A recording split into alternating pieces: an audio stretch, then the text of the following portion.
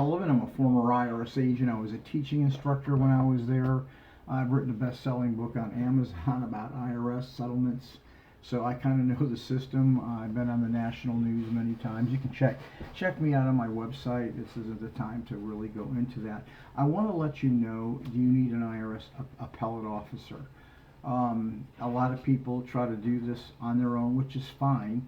If you think you can handle the situation, by all means do it yourself and save the money. I don't steer people away from doing that as long as really you know what you're doing. A lot of people use an attorney and a CPA. One of the problems, or enrolled agent, and one of the problems in doing that is they usually go to appeals 1 or 2 times, 3 times, 4 times. They do some of that work. You can go to appeals for almost everything, IRS, audits, collection work, really anything. There's always an appeals. You can even file a Form 911 that goes that way. That's my wife. Well, she doesn't want to say hi, but I've waited for her.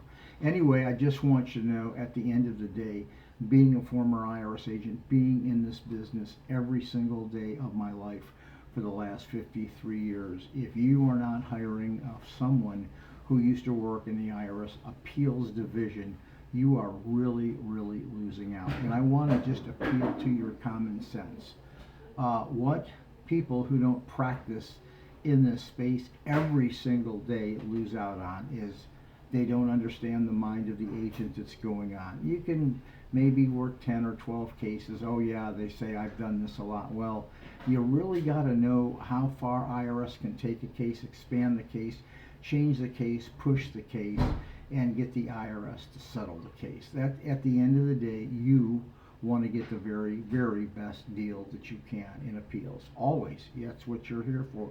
That's what you're listening to hear. You're not going to know, neither are the people that represent you, unless they're any former IRS appellate agent. It doesn't make a difference whether they're on my team, any former appeals officer who's worked a number of cases, because you know exactly to the T what IRS can't do and what they won't do.